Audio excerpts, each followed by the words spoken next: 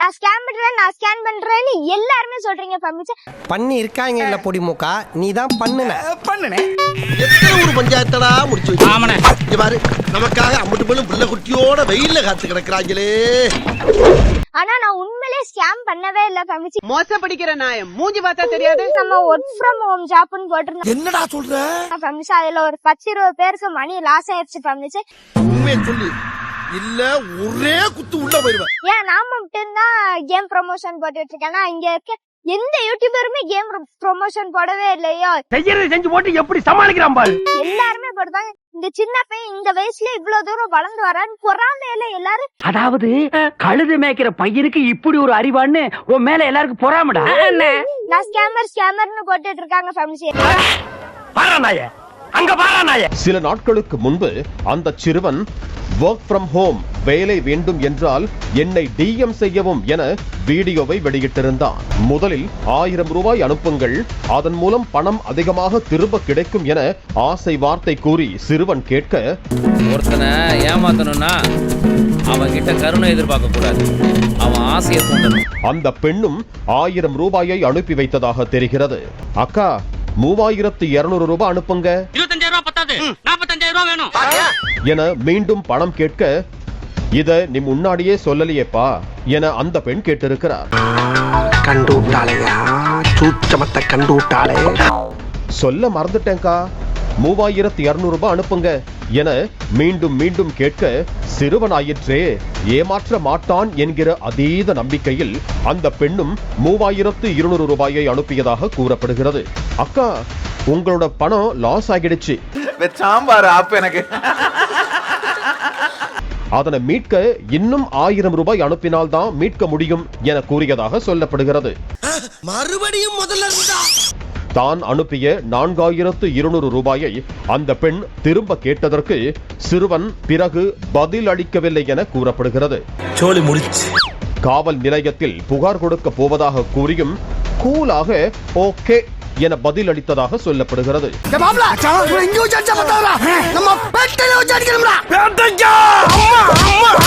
கடந்த 2 மாதங்களுக்கு முன்பு தனது தந்தைக்கு புதிய பைக் வாங்கி கொடுப்பது போலவும் தற்போது அவரது தாய்க்கு தார் ரக காரை வாங்கி கொடுப்பது போலவும் வீடியோ வெளியிட்டார். என்னுடைய செயின் தானடா இப்படி மாறி இருக்குது, மன்னிச்சிருங்க பாஸ், பணத்து மேல ஆசைப்பட்டு உங்களுக்கு துரோகம் பண்ணிட்டேன். இந்த வண்டி இன்னும் 2 காரு இதெல்லாம் வாங்கியாச்சு காய்ஸ். ஆமா காய்ஸ் இதெல்லாம் எப்படி தானே வாங்கினீங்கன்னு கேக்குறீங்க. உங்களுக்கிட்டே ஒரு கேமை கொண்டு வந்திருக்கேன் அப்படின்னு சொல்லிட்டு நிறைய பேர் உங்ககிட்ட சொல்லின்னு வருவாங்க. அதெல்லாம் நம்பிடாதீங்க. உழைச்சா மட்டும் தான் காய்ஸ் சாப்பாடு.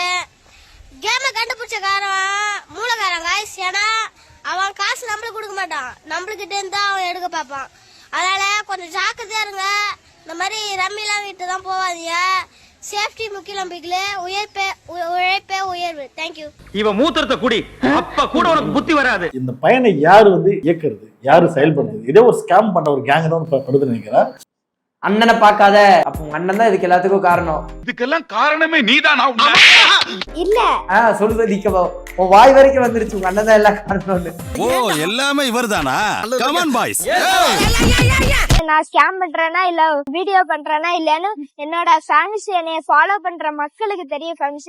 இன்னும் என்ன நீ பைத்தியக்காரனவே நினைச்சிருக்கறல நீ? மூச்சுக்கு 300 தடவை ஃபேமிலிஸே ஃபேமிலிஸே. இது வரைக்கும் முள்ள மாதிரியா பாத்திருக்கேன், முடிச்சு வைக்க பாத்திருக்கேன். இது ரொம்ப புதுசா உள்ளதா இருக்கு. திணிச்சா சம்பாதிக்கிறாங்க ஐயா.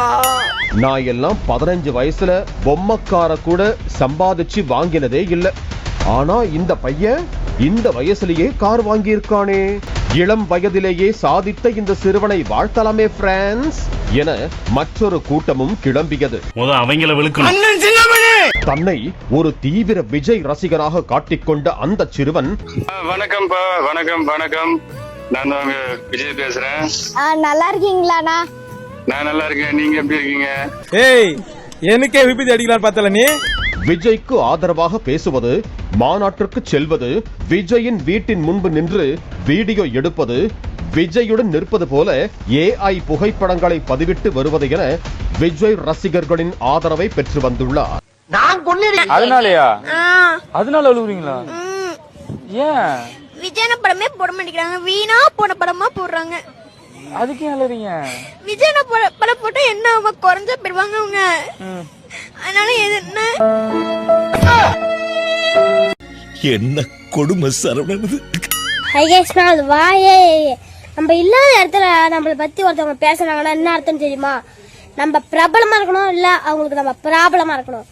அதெல்லாம் கண்டுக்கவே கூடாது guys. நம்ம வேலையை பார்த்து நம்ம போய்கினே இருக்கணும். டேய் வாடா, பஷா பாரு, பால் வடியும் முகத்தப்பா, பச்சை குழந்தை சிரிப்ப பாருடா. ஹே தேங்க்யூ கைஸ். ரைட்லா ரைட். இருந்தா ஊருக்கு, இல்லைன்னா சாமிக்கு. ஸ்டார்ட் பண்ணு.